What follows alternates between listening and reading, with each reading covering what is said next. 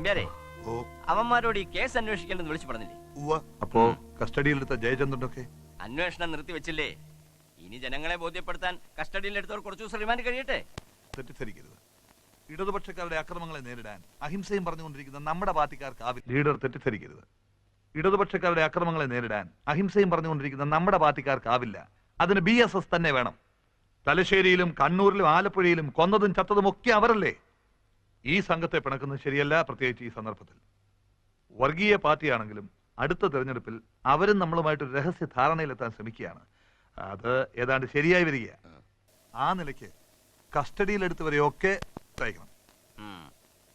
എന്താണോ നമ്പ്യാർ നിങ്ങളുടെ അഭിപ്രായം? നരേന്ദ്രൻ മുതലാളി പറഞ്ഞതാണ് ശരി. പിന്നെ ജയന്റെ അച്ഛൻ ശ്രീകണ്ഠൻ നായർ നമ്മുടെ കരയോഗത്തിന്റെ പ്രസിഡന്റാണെന്ന് കൂടി ഓർക്കണം. അദ്ദേഹം CM-നെയും കാത്ത് പുറത്തു നിൽപ്പുണ്ട്. ശ്രീകണ്ഠൻ നായർ ധൈര്യമായിട്ട് പൊക്കോളൂ. എല്ലാം ഞാൻ വേണ്ടതുപോലെ ചെയ്യുന്നുണ്ട്. ഇത് അച്ഛാന്ന് വിളിച്ചോണ്ടായിരിക്കും അല്ലേ? എന്റെ മകൾ പങ്കജത്തിന്റെ കൂട്ടുകാരിയാ, ശ്രീകലാ മേനോൻ. നമുക്കേ ഈ ട്രോളിങ്ങിനെതിരായി ഒരു ബന്ധു ഹർത്താലോ സംഘടിപ്പിക്കണം സഖാവേ. ബന്ധു ഹർത്താലും എത്രയായടോ? ജനങ്ങളെ കഷ്ടപ്പെടുത്തുന്നതിനൊരു അതിര് വേണ്ടേ? കഴിഞ്ഞ 6 മാസത്തിനുള്ളിൽ മരിച്ചുപോയ നേതാക്കന്മാരുടെ പേരിൽ നമ്മൾ എത്ര ബന്ധം നടത്തി? അതിനെന്താ, നേതാക്കന്മാർ മരിച്ചാൽ പിന്നെ നമ്മൾ അനുഭവിക്കണ്ടേ? വേണോടോ, പക്ഷെ അത് കടയടപ്പിച്ചും ജനങ്ങളെ ബുദ്ധിമുട്ടിച്ചുകൊണ്ടാകരുത്. അങ്ങനെ ചെയ്താൽ മരിച്ചവരോട് ബഹുമാനമല്ല ജനങ്ങൾക്ക് തോന്നുക, വെറുപ്പും വൈരാഗ്യമായിരിക്കും. നിങ്ങൾക്കൊക്കെ അത്ര നിർബന്ധമാണെങ്കിൽ നമുക്കൊരു പ്രതിഷേധ പ്രകടനമാവാം, അല്ലേ ശിവേട്ട? അപ്പൊ ഒരു കാര്യം ചെയ്യും, കിട്ടാവുന്നിടത്തോളം ആളുകളെ സംഘടിപ്പിച്ച് നേരെ കോട്ട മൈതാനത്തേക്ക് വരിക. ഞാൻ യോഗസ്ഥലത്തുണ്ടാവും. ദിവാകരന്റെ സ്വജനപക്ഷപാതം അവസാനിപ്പിക്കുക. സർക്കാർ നീതി പാലിക്കുക. കാലം നിങ്ങളുടെ കവിളിൽ കരിയാൽ ദ്രോഹി എന്നു വരയ്ക്കുമ്പോൾ ആവേശത്താൽ ഞങ്ങൾ വിളിക്കും. അനുവദിക്കില്ല, അനുവദിക്കില്ല, അനുവദിക്കില്ല, അനുവദിക്കില്ല. ട്രോളിംഗ് ഞങ്ങൾ അനുവദിക്കില്ല. തൊഴിലാളി ഐക്യം സിന്ദാബാദ്. പറഞ്ഞതെല്ലാം ഓർമ്മയുണ്ടല്ലോ. ഈ ഘോഷയാത്രയിലേക്ക് നിങ്ങൾ നുഴഞ്ഞു കയറുക. ജനങ്ങൾ വെറുക്കുന്ന വിധത്തിൽ കഴിയുന്നിടത്തോളം നാശനഷ്ടങ്ങൾ ഉണ്ടാക്കുക. പ്രകടനത്തെ അലങ്കോലപ്പെടുത്തുകയാണ് നമ്മുടെ ലക്ഷ്യം.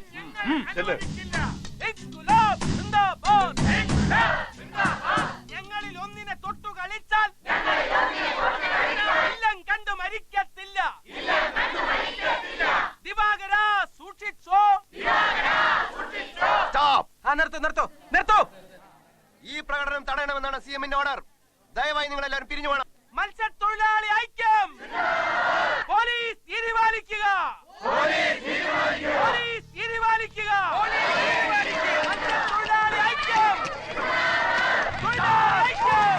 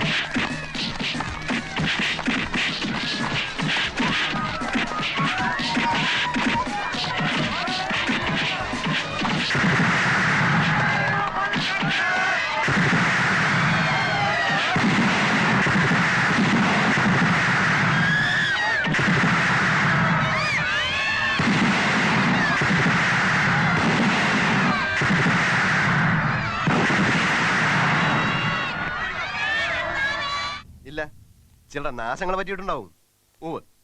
സർ. നമസ്കാരം സഖാവേ.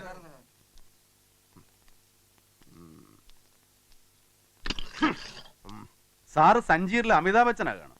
എന്തോ അങ്ങയെപ്പോലെയുള്ള ഉയർന്ന പോലീസ് ഉദ്യോഗസ്ഥന്മാരെ കാണാൻ വരുന്ന പാവങ്ങൾക്ക് ഇരിക്കാനുള്ളതല്ലേ സാറേ ഈ കസേര? തന്നെ പോലുള്ള റൗഡികൾക്കല്ല. എഴുന്നേക്കണോ. റൗഡി തന്റെ മറ്റവൻ. എന്താ പറഞ്ഞത്? കൈയ്യട് കൈയ്യട് കൈയ്യട്. What is going on here? മനുഷ്യരുടെ ക്ഷമ പരീക്ഷിക്കരുത്. കഴിഞ്ഞ 6 മാസമായിട്ട് എത്ര കൊലപാതകങ്ങൾ ഇവിടെ നടന്നു? ഞങ്ങളുടെ പാർട്ടിയിൽപ്പെട്ട എത്ര പേരെ വെട്ടിയും കുത്തിയും കൊന്നു? അന്വേഷണ ഉദ്യോഗസ്ഥന്മാർക്ക് കൊലയാളികളിൽ ഒരാളെയെങ്കിലും കണ്ടെത്താൻ കഴിഞ്ഞോ? ജനങ്ങളെ ബോധ്യപ്പെടുത്താൻ കുറെ പേരെ കസ്റ്റഡിയിൽ എടുത്തുന്നല്ലാതെ അവരിൽ ഒരാളുടെ പേരിലെങ്കിലും നിങ്ങൾ കേസ് ചാർജ് ചെയ്തോ? മാത്രമല്ല ഇന്ന് സമാധാനപൂർവ്വം പ്രകടനം നടത്തിയ ഞങ്ങളിൽ ചിലരെ അനാവശ്യമായിട്ട് തല്ലിച്ചതയ്ക്കുകയും ചെയ്തു. തെരുവിൽ കൊള്ളയടിക്കുന്നു, അക്രമം കാണിക്കുന്നതാണോ സമാധാനം? അക്രമം കാണിച്ച ഞങ്ങളല്ല. Yes, don't blame others. It is you, your people, people in the procession. അല്ല, തെരുവ് റൗഡികളും സാമൂഹ്യ വിരുദ്ധരും വാടകഗുണ്ടകളുമാണ്. പ്രകടനത്തെക്കുറിച്ച് നേരത്തെ അറിവുണ്ടായിട്ടും ഞങ്ങൾക്ക് പ്രൊട്ടക്ഷൻ തരാതെ അതിനവർക്ക് അവസരം ഉണ്ടാക്കി കൊടുത്തത് നിങ്ങൾ തന്നെയാണ്. Are you making complaints against us? പുതുതായി ചാർജ് എടുത്ത താങ്കൾക്ക് ഈ സ്റ്റേഷനെ കുറിച്ച് ഒന്നും അറിയില്ല.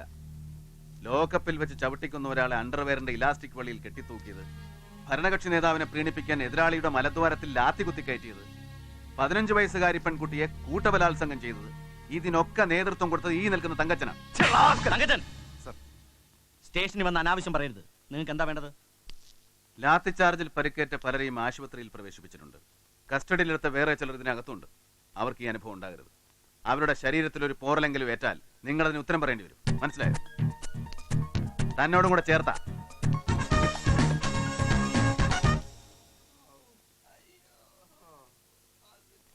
റെസ്റ്റ് എടുക്കട്ടെ. ശരി ഡോക്ടർ.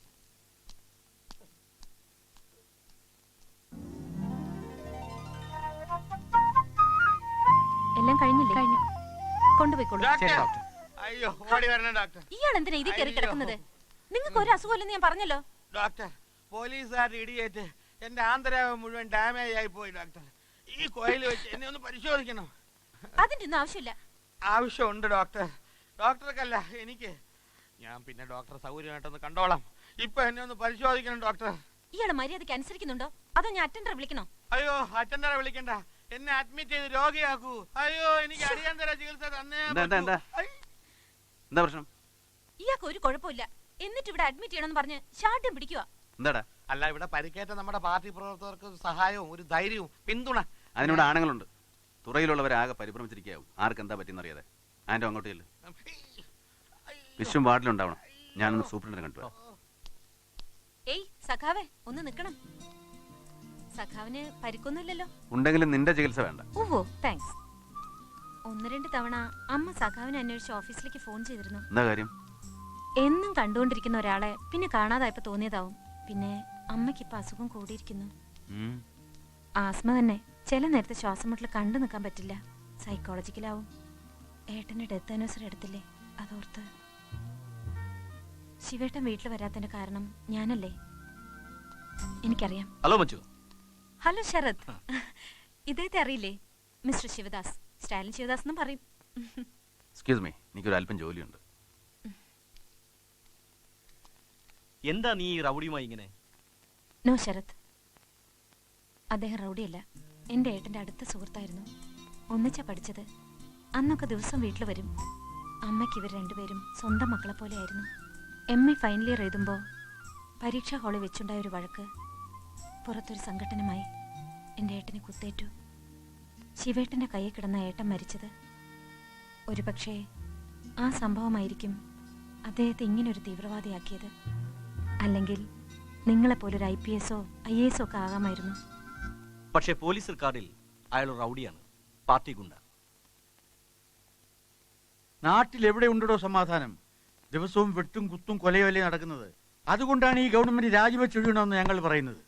സാറ് മുഖ്യമന്ത്രി ആയിരുന്നപ്പോൾ ഇതിനേക്കാൾ ഏറെ കൊലപാതകങ്ങൾ നടന്നിട്ടുണ്ടല്ലോ. അതെ, അന്നൊന്നും രാജിവെച്ച് ഒഴിയണമെന്ന് തോന്നിയിട്ടില്ലല്ലോ. നീ കോട്ടയം പത്രത്തിന്റെ ആളല്ലേടോ? നിനക്ക് അങ്ങനെ ചോദിക്കാൻ കഴിയൂ? എടാ, നീയൊക്കെ ജനിക്കുന്നതിന് മുമ്പേ പത്രാധിപരാ ഞാൻ. ഇപ്പോൾ പാർട്ടി പത്രത്തിന്റെ പത്രാധിപരെ നിശ്ചയിക്കുന്ന കാര്യത്തിൽ തന്നെ നിങ്ങൾക്കിടയിൽ അഭിപ്രായ വ്യത്യാസം ഉണ്ടല്ലോ. ITUC-കാർ ഒരു ഭാഗത്തും മറ്റുള്ളവർ മറുഭാഗത്തുമായിട്ട്. അതൊക്കെ നിങ്ങൾ ബൂർഷോ പത്രക്കാരെ എഴുതി പിടിപ്പിക്കുന്ന നുണക്കഥകളാണ്. ITUC-യുമായി തർക്കമുണ്ടെങ്കിൽ യൂണിയന്റെ അഖിലേന്ത്യാ നേതാവ് ലൂക്കോസ് ഇവിടെ ഇരിപ്പുണ്ട്. പറയട്ടെ. പാർട്ടിക്കകത്ത് ആശയപരമായ അഭിപ്രായ വ്യത്യാസങ്ങൾ ഉണ്ടാകാം. അത് തർക്കവും തമ്മിൽ തല്ലുമല്ല. എഡിറ്ററെ പറ്റിയാണെങ്കിൽ ഏകകണ്ഠേന ഞങ്ങൾ ഒരാളെ കണ്ടെത്തി കഴിഞ്ഞു. ഇപ്പൊ നടക്കുന്ന ISRO ചാരക്കേസിനെ കുറിച്ച് സഖാവിനെ അനന്ത സാറിനൊന്ന് കാണണമെന്ന്. അതിനെക്കുറിച്ച് സഖാവ് എന്താ മിണ്ടാത്തത്? സഖാവിനെ കാണണമെന്ന് പറഞ്ഞു. ആ, ഇരിക്കൂ. സുകുമാരന്റെ ശവസംസ്കാരത്തിന് എന്തോ എനിക്ക് പങ്കെടുക്കാൻ തോന്നിയില്ല. പാർട്ടിയുടെ സജീവ പ്രവർത്തകനായിരുന്നു സുഗു. എന്നിട്ടും എന്തായിരുന്നു അവനെ കൊല്ലാൻ കാരണം? നീ പറയില്ല, എനിക്കറിയാം. പഠിച്ചിരുന്ന കാലത്തെ നിന്നെ ഞാൻ ശ്രദ്ധിച്ചിരുന്നു. പിന്നീട് പാർട്ടിയുടെ സ്റ്റേറ്റ് കമ്മിറ്റി മെമ്പറായും MYF-യുടെ സംസ്ഥാന സെക്രട്ടറിയായി നിനക്കുണ്ടായ വളർച്ചയിൽ ചെറിയൊരു പങ്ക് എനിക്കുണ്ട്. പക്ഷേ അന്ന് നിന്നെ എതിർത്തവരുടെ കൂടെയാണ് നീ ഇപ്പോ. അവരുടെ പ്രേരണയ്ക്കൊത്താണ് നീ പ്രവർത്തിക്കുന്നതും. സഖാവ് തെറ്റിദ്ധരിച്ചാണ് സംസാരിക്കുന്നത്. സുകുമാരന്റെ കാര്യത്തിൽ എനിക്കൊരു ഗ്രൂപ്പിന്റെയോ ലോബിയുടെയോ പ്രേരണ ഉണ്ടായിട്ടില്ല. അങ്ങനെ പ്രേരണ ഉണ്ടായിട്ടുണ്ടെങ്കിൽ തന്നെ സുകുമാരൻ ഒറ്റിക്കൊടുത്ത് കൊലപ്പെടുത്തിയ നമ്മുടെ സഖാക്കളിൽ നിന്നാണ്. ചളിയിലും വെള്ളത്തിലും പൂണ്ടുകിടന്ന ജ്യേഷ്ഠാനുജന്മാരുടെ മൃതശരീരം കൊല്ലപ്പെട്ട സുഗുണന്റെയും ചന്ദ്രന്റെയും കൂടെ സംഭവ ദിവസം സുഗു കാറിൽ കയറി പോകുന്നത് കണ്ടവരുണ്ട്. അന്നേ ഞങ്ങൾക്ക് സുഗുവിന് സംശയം ഉണ്ടായിരുന്നു സുഗു അവരെ കൊണ്ടുപോയി കൊല്ലിച്ചാണെന്ന്. പിന്നീട് രഹസ്യമായിട്ട് അവനെ പിന്തുടർന്നപ്പോൾ BSSകാരുടെയും നരേന്ദ്രൻ കോൺട്രാക്ടറുടെയും ഗ്രൂപ്പുമായിട്ട് അവന് ബന്ധമുണ്ടെന്ന് മനസ്സിലായി. അതിനിടയ്ക്ക് കൊലക്കുറ്റത്തിന് ജയിലിൽ പോയ നരേന്ദ്രൻ കോൺട്രാക്ടർ ആളുകളെ ജയിലിൽ നിന്ന് ഇറങ്ങി. സുഗു അവരോടൊപ്പം നിൽക്കുന്നത് യാദൃശികമായി വിശ്വം കണ്ടു. അവർ തമ്മിൽ ഏറ്റുമുട്ടി. ഞാൻ അവിടെ എത്തിയതുകൊണ്ടാണ് വിശ്വം രക്ഷപ്പെട്ടത്. ആ നിലയ്ക്ക് സുഗുവിനെ ശിക്ഷിക്കേണ്ടത് ആവശ്യമായിരുന്നു. വ്യക്തിപരമായി ഉദ്ദേശം വെച്ചൊന്നുമല്ല, പാർട്ടിയെ ക്രൂരമായി വഞ്ചിച്ചത്. പിന്നെ ഞാൻ നിന്നെ കാണണമെന്ന് പറഞ്ഞതിന്റെ പ്രധാന കാര്യം മറ്റൊന്നാണ്. നമ്മുടെ പത്രത്തിന്റെ ഡയറക്ടർ ബോർഡിലേക്ക് CGയുടെ പേരാണല്ലോ നിർദ്ദേശിച്ചിരുന്നത്. ആ വിവരം അദ്ദേഹത്തെ അറിയിച്ചിട്ടുമുണ്ട്. പക്ഷേ മറുപടി ഒന്നും ഇതുവരെ കിട്ടിയിട്ടില്ല. നിങ്ങൾ തമ്മിൽ നല്ല അടുപ്പമല്ലേ? നേരിട്ടൊന്ന് സംസാരിച്ചു നോക്ക്.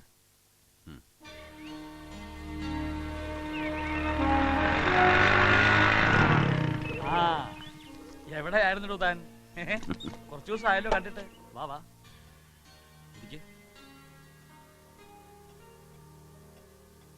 താൻ ഇവിടുന്ന് 2 പുസ്തകങ്ങൾ കൊണ്ടുപോയിട്ടുണ്ട്. ഒക്ടോബർ പാസ് ഒരു കുറിപ്പ്, ജേക്കബ് ദരിതയുടെ ഹിസ്റ്ററി ഓഫ് ലൈഫ്. ഞാൻ ഇവിടുന്ന് തനിക്കല്ലാതെ മറ്റാർക്കും പുസ്തകങ്ങൾ കൊടുക്കാറില്ല. ഞാൻ വന്നത് CGയെ പാർട്ടി പത്രത്തിന്റെ ഡയറക്ടർ ബോർഡിൽ അംഗമാകാൻ ക്ഷണിച്ചിരുന്നല്ലോ. പത്രത്തിന്റെ നടത്തിപ്പിൽ ഒരു അഡ്വൈസറാകാൻ കൂടിയാണ് ഞങ്ങൾ ഉദ്ദേശിച്ചിരുന്നത്. അതേപ്പറ്റി ഒന്നും പറയണ്ട. ചേരിപ്പോരും തമ്മിത്തല്ലും നടത്തുന്നവർക്കിടയിൽ എന്നെ ക്രൂശിക്കാൻ നോക്കണ്ട. CG ഉദ്ദേശിക്കുന്ന തരത്തിൽ അങ്ങനെ ഒരു ഉണ്ടടോ. പുറമേ കാണുന്നില്ലെങ്കിലും പാർട്ടിക്കകത്ത് അഭിപ്രായ വ്യത്യാസങ്ങൾ അഗ്നിപർവ്വതം പോലെ പുകയുന്നുണ്ട്. എനിക്ക് അങ്ങനെ തോന്നിയിട്ടില്ല. പലരും എന്നെ ഫോൺ ചെയ്യാറുണ്ട്. ചിലരൊക്കെ നേരിട്ട് വന്നും പറഞ്ഞു. പാർട്ടിയുടെ തകർച്ചയിലേക്കുള്ള വഴിയാണ് ഞാനിപ്പോൾ കാണുന്നത്. മുമ്പ് 48-ലും 49-ലും സംഭവിച്ച ഉൾപ്പാട്ടി സമരം പോലെ. അന്ന് പക്ഷേ സ്റ്റാലിൻ ഉണ്ടായിരുന്നു. 2 ഫ്രാക്ഷനിലും പെട്ടവരെ മോസ്കോയിലേക്ക് വിളിച്ചു വരുത്തി അദ്ദേഹം രമ്യതയിലാക്കി വിട്ടു. പക്ഷേ 62-ലെ സംഭവങ്ങൾ പാർട്ടിയെ ശരിക്കും പടർത്തിയില്ലേ? അത് തന്നെയാണ് ഇനി ഇവിടെ സംഭവിക്കാൻ പോകുന്നത്. ഇല്ല CG, അങ്ങനെ സംഭവിക്കില്ല. മുമ്പ് നടന്ന ഉൾപാർട്ടി സമരങ്ങൾ ആശയപരമായിരുന്നു. അടവുകൾ പ്രയോഗിക്കുന്ന രീതിയെപ്പറ്റി. ഇവിടെ അങ്ങനെ നയസമീപനത്തെപ്പറ്റി ഒരു തർക്കവുമില്ല. നേതാക്കന്മാർക്കിടയിലുള്ള ചില്ലറ വ്യക്തിപരമായ അഭിപ്രായ വ്യത്യാസങ്ങൾ മാത്രമേ ഉള്ളൂ. ആ നേതൃത്വം മാറ്റണമെന്നാണ് ഞാൻ പറയുന്നത്. എന്തിനീ കിഴവന്മാരെ വെച്ചുകൊണ്ടിരിക്കുന്നു? കിഴവന്മാർക്ക് പരിചയവും പ്രാപ്തിയും ഉണ്ടെങ്കിൽ മാറ്റുന്നതിന് പ്രായമാവുന്ന ആരുടെയും കുറ്റമല്ലല്ലോ. ശിവദാസൻ, എന്റെ തന്നെ പ്രതിരൂപമാണ് ഞാൻ നിങ്ങൾ കാണുന്നത്. പഠിപ്പ് ഒഴിപ്പിക്കാനാവാതെ കോളേജിൽ നിന്നും പുറത്താക്കപ്പെട്ട്, കുടുംബത്തിൽ നിന്നും ബന്ധുക്കളിൽ നിന്നും ഒറ്റപ്പെട്ട്, പാർട്ടിക്ക് വേണ്ടി മാത്രം ഒഴിഞ്ഞു വെച്ച ഒരു ജീവിതം. അതായിരുന്നു ഞാൻ. നിന്റെ പ്രായത്തിൽ ഒരു മഹാപ്രസ്ഥാനത്തിന്റെ വിജയാഘോഷങ്ങൾ പലതവണ നേരിൽ കണ്ടവനാണ് ഞാൻ. റെഡ് സ്ക്വയറിൽ നടന്ന പടുകൂറ്റൻ പരേഡുകൾ, അതെല്ലാം തകർന്നില്ലേ? പക്ഷേ അതിൽ കൂടുതൽ ഇവിടെ ഞാൻ കൂടി അംഗമായ പാർട്ടിയിലെ ഭിന്നതയാണ് എന്നെ വേദനിപ്പിക്കുന്നത്. CG ആവശ്യമില്ലാതെ സംശയിക്കുകയാണ്. അങ്ങനെ ഒന്നും സംഭവിക്കില്ല. Do you think so? No, I believe it.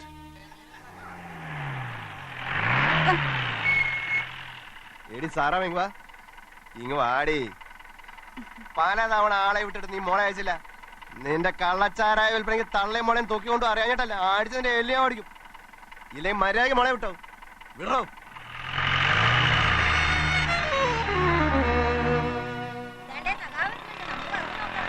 എവിടെ പോയിട്ട് വരുന്ന എല്ലാരും കൂടെ? വെള്ളടക്കാൻ പോയിട്ട് വരാ പള്ളിക്കണത്തിന്ന്. ഇനി അങ്ങോട്ട് പോയിട്ടും കാര്യമില്ല, വറ്റി. ഞങ്ങളുടെ ഈ കഷ്ടപ്പാട് കാണുന്നില്ലേ സഖാവേ? നിങ്ങളൊക്കെ ഉണ്ടെന്ന് പറഞ്ഞിട്ട് എന്താ കാര്യം? ശരി, അതിനൊക്കെ ഒരു വഴി ഉണ്ടാക്കാം. എങ്കിൽ പുണ്യം കിട്ടും സഖാവേ. ശരി, കേറ്. സഖാവിനോട് പറഞ്ഞല്ലോ സമാധാനം. ഇപ്പൊ എനിക്കൊരാശ്വാസം. സഖാവേ, എന്താ സാർ ചേട്ടത്തി? ആ ഇൻസ്പെക്ടർ തങ്കച്ചൻ പലതവണ വന്നു ഉപദ്രവിക്കാൻ. എന്റെ മോളെ അയാൾക്ക് വേണമെന്ന്. എന്റെ കെട്ടിയും ചത്തേ പിന്നെ കഷ്ടപ്പെട്ട ഞാനും എന്റെ മോൾ ഇവിടെ കഴിയുന്നത്. ഒരു ചീത്തപ്പേര് കേൾപ്പിക്കാതെ കൊള്ളാവുന്ന ഒരുത്തന്റെ കൂടെ എന്റെ മോളെ കെട്ടിക്കണമെന്ന് എനിക്ക് ആഗ്രഹമുണ്ട്. അതിനാ കാലമാണ് സംഭവിക്കുന്നത് എനിക്ക് തോന്നുന്നില്ല.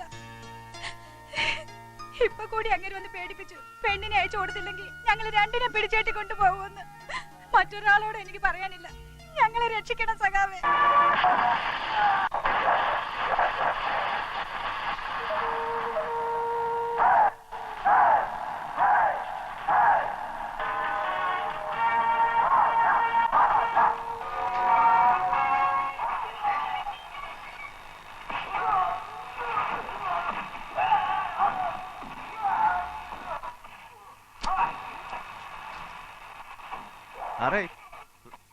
എന്താണോ സാറേ ഞാൻ ആ പെണ്ണിനെ കൊണ്ടുവന്നിട്ടുണ്ട്. പെണ്ണോ? ഏത് പെണ്ണ്? അത്ര പെട്ടെന്ന് മറന്നുപോയോ? നമ്മുടെ സാറച്ചേട്ടത്തിന്റെ മോളില്ലേ അമ്മിണി, ഒരു രാത്രിക്ക് സാർ ഒരു പെണ്ണ് വേണമെന്ന് പറഞ്ഞില്ലേ? ഒരു രാത്രി ആക്കണ്ട സാറേ, ആയിക്കോ ആയിക്കോ. ഓക്കറിത്തരം പറയാതെ ഇറങ്ങി പോടോ. ശോഭിക്കാം സാറേ, ഞാൻ ഇപ്പൊ വിളിക്കാം. നാണിച്ച് നിൽക്കാൻ ഞാൻ അകത്തെ കയറി പാടി. നമ്മുടെ സാറല്ലേ, അവക്ക് ഭയങ്കര നാണം. ഇവിടെ ഒരു രാത്രി ഞാൻ സാറിന് വിട്ടുതരാം. പകരം ഈ കൂട്ടത്തിൽ നിന്ന് ആരെങ്കിലും സാറിന് ഭാര്യയോ മകളോ പെങ്ങളോ ആരെയെങ്കിലും ഒരു രാത്രി എനിക്കും വിട്ടുതരണം. എന്താ? പിന്നെ നീ എന്ത് കരുതാ പൊട്ടി? പോലീസാണെന്ന് കരുതി തുറയിലുള്ള പെണ്ണുങ്ങളുടെ മുഴുവൻ ഇവന് തുണി അടിച്ചിട്ട് കൊടുക്കണോ? പന കഴിവണ്ട മോനെ. ശിവദാസ, എന്റെ കുടുംബത്തിന് മുന്നിൽ വെച്ച് എന്നെ അപമാനിക്കരുത്, നാണം കെടുത്തരുത്. ഓഹോ, നാണം എന്ന് പറയുന്ന സാധനം തനിക്ക് ഉണ്ടോ? മറ്റുള്ളവർക്കും കുടുംബം ഉണ്ടെന്ന് താൻ ഓർക്കണം. മേലിൽ ഇത് ആവർത്തിച്ചാണ്ടല്ലോ അരിഞ്ഞുകളെ ഞാൻ. പറയുന്നത് പ്രവർത്തിക്കുകയും പ്രവർത്തിക്കുന്നത് മാത്രം പറയുകയും ചെയ്യുന്ന ആളാ സ്റ്റാലിൻ ശിവദാസ്. അങ്ങേര് അരിഞ്ഞുകളയെന്ന് പറഞ്ഞാൽ അരിഞ്ഞുകളയും. പിന്നെ ഇതില്ലാതെ നടക്കേണ്ടി വരുന്ന ഗതിയുടെ അറിയാലോ.